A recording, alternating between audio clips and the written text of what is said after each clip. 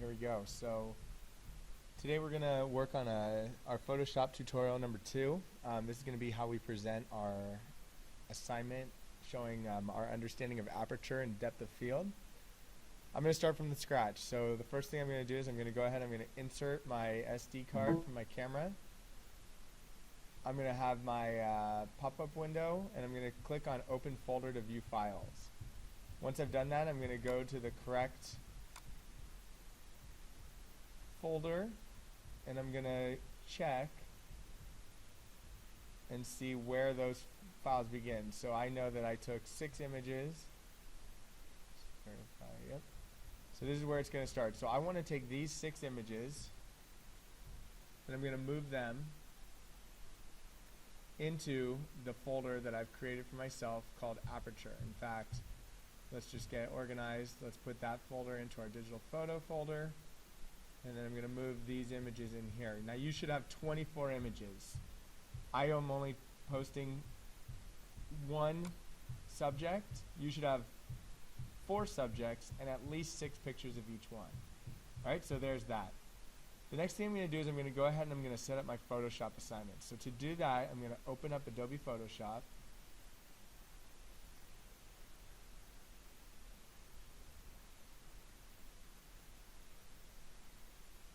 And this is going to be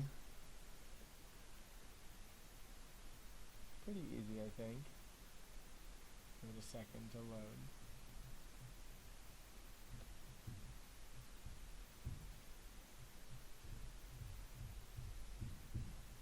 I'm going to go to File, New. And the way I'm going to set this up is I'm going to have 6 images. So my images I'm going to set to be 3 by 3. Which means that I'm going to have my document be 10 inches wide and 7 inches tall. That's going to give me a little bit of a border around each, and you'll see in a second how that'll work. Alright, now I've got my background.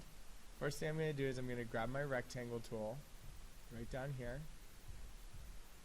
Choose a fill color. It does not matter because it's going to go away. So whatever you choose, again, like, you won't be using it long. And then make sure that your stroke color is set to none, right? So there should be no stroke color. Go ahead and we're going to draw 1 box. We're going to make that box 3 inches tall and 3 inches wide. So we're only going to have to do this 1 time. So let's try and get it as perfect as we can.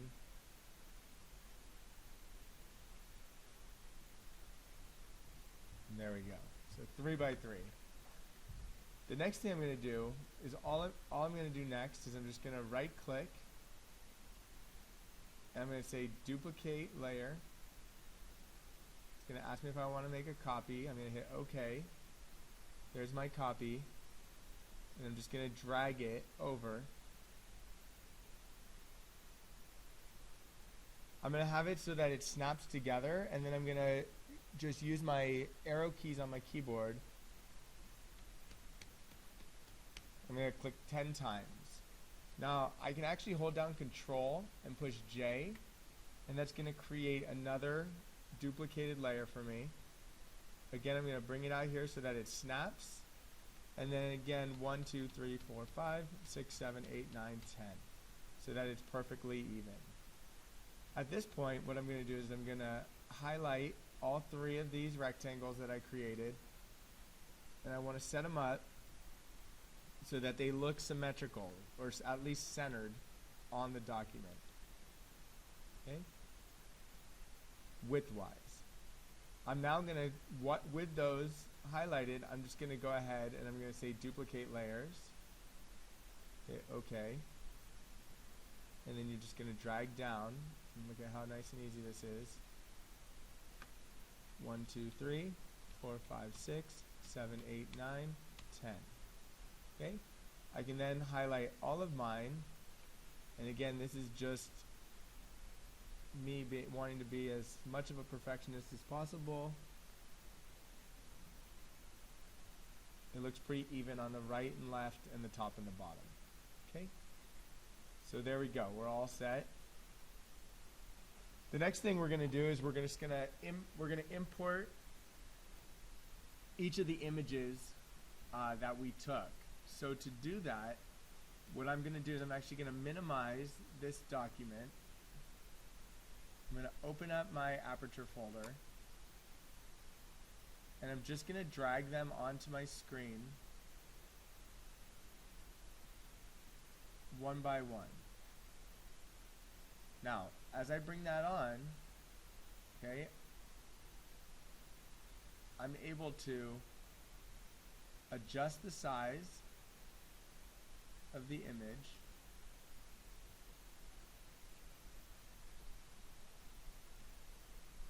What we want to do is we want to adjust it to be the same size, to have its smaller dimension be the same size as the box we set up, not smaller. And actually, really, if it's even just a little bit bigger, that's okay. You can also go to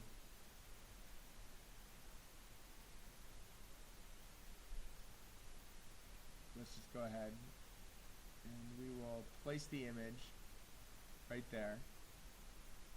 Then we're going to right click. Sorry, I'm going to grab my arrow tool. I'm going to say place file. Right, and then we're going to right click. And we're going to say create clipping mask. And that's going to put that image right there on the rectangle that we set up. And I don't have too much wiggle room up and down, but I can move it over just a little bit so that my duck is centered. And I like the idea of having that MA banner in the back because it really shows like the depth of field. So the next thing I'm going to do is I'm going to do that with each of the objects. But what's important is that you'll see as we import the next one, so I'll drag that on. I want to move that layer. Sorry, one sec. I'm going to shrink this image down just like I did with the previous one until its smaller dimension, in this case its height, is set to just about 3 inches. When that's done, we can switch back to our selection tool, hit place. We'll have to move it up right above that rectangle, and then again all we're going to do is we're going to say create clipping mask. Okay? We'll want to try and position it so that it looks pretty much the same as the previous one. It's pretty good. And then we're going to continue doing that same thing. So I'm going to do that until I've brought all 6 in. So I'm going to move a little bit quicker now. Again, change the dimension so the smaller one is 3 inches.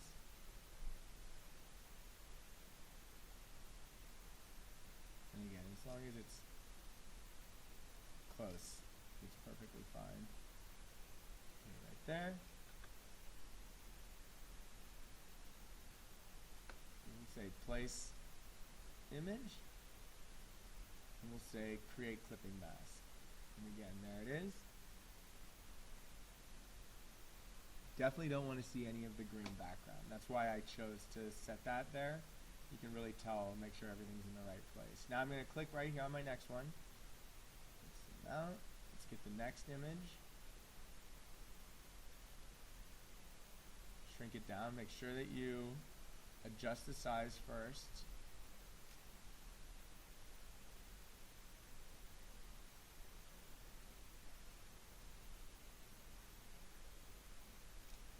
And then we can set it right above here.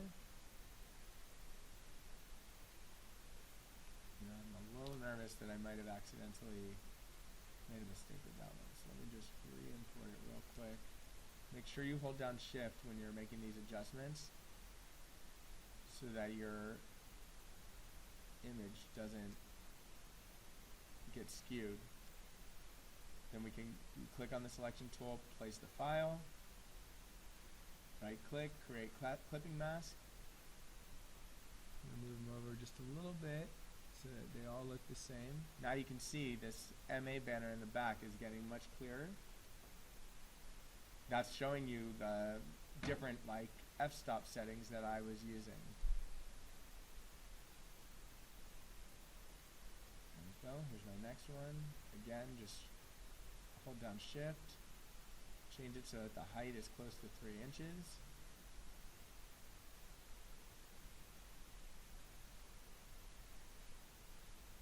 If anything, make sure it's like a little bit bigger. Place it. This one needs to move up above. So that's just above that square we created. Create clipping mask. There it goes. And then we got one more. Again, all I'm going to do is I'm just going to go out and drag that on. I'm going to shrink that file. You can see I'm getting better now. That's good. It's kind of the goal, right? Let's try and just get a little bit better every time we do this. Learn a couple new skills. And get a little bit faster. Create the clipping mask.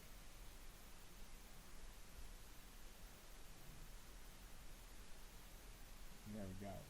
Alright, so now I've got like my general like layout. The next thing I'm going to do is I'm going to add some text. Okay, so to do, so the next thing I want to do is I want to add some text so that everybody knows which images were shot using which f-stop. And so what I'm going to do that is I'm going to add a new layer. I can do that by going right down here in my toolbar. It says create new layer. I'm going to grab my text tool, and then I'm going to want to change the color of my text to something that's going to show up nicely on my background. So like black might not show up very well, and I would not be able to use white because my subject is white. So what I've done is I've chosen yellow, and I could choose all sorts of colors that would work well. So please put a little bit of thought into that as you get to this point. So for now, I'm just going to use that kind of like burnt yellow color. And again, I've already grabbed my text tool. And I'm going to select right here, and I'm going to put f-stop F. Now the problem for most of us is going to be that we didn't keep track of what f-stop we used for each image. Not to worry. In your folder, if you go to your image, this is the first image, make sure you can put the correct information for the correct image. You can go to details. So again, I did that by going to the picture, right clicking, I don't even need to open it, going to properties, details, and it gives me all of the information right down here. It tells me the camera I used, it tells me the f-stop, which is f2.8. It also tells me how long it took for it to for exposure time, and it tells me the ISO speed, and we'll talk about that more as we get a little bit further into the semester. Again, for now, I'm just going to have you record the f-stop. So this is going to be f2.8. So f2.8, and then I'm going to look at this and I'm going to say, be really meticulous with your very first one. I'm going to say that that's probably the right size. I'm going to move it right where I want it. Probably put it right down here would look good. You can always use your arrows to get it perfectly situated. Okay, and I'm pretty happy with how that looks on there. What I'm going to do next is I'm just going to right click. I'm going to duplicate that layer. I'm going to hit OK. And then I'm just going to drag this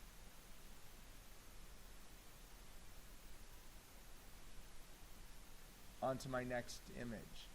Now, obviously, I'm going to need to make some adjustments here because that's not 2.8 anymore. So I'm going to go back to my folder. I'm going to go to my second image. I'm going to go to Properties, Details, scroll down, and I'll see that this was shot at f-stop f4. So all I have to do there is delete the 2.8, and I'm going to put 4. I'm going to repeat that step again. I'm going to duplicate the layer, hit OK. I'm going to grab my selection tool, move it over. I want it to look really neat, just like each one looks exactly the same. I'm going to grab my text tool, I'm going to click there, I'm going to go back, I'm going to verify what my third image was. Now these should be in order. It's F8. I'm going to change that, say F8. And then if I really wanted to be courageous, what I do is I just take all 3 of these, save a little bit of time here, say duplicate layers, hit OK, grab my selection tool, and I can move them all at the same time. So before I unhighlight them, I'm going to make sure that this looks good. There we go.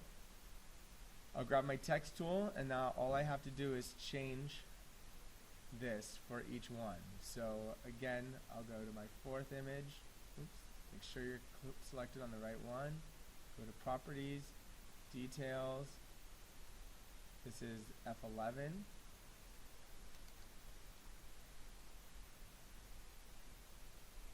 Go to the next one.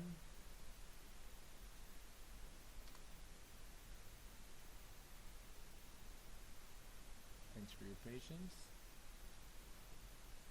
This one's F16. And let's just see right here while we're here. This one is going to be F22. So again, you can see the ISO changes for each one of those.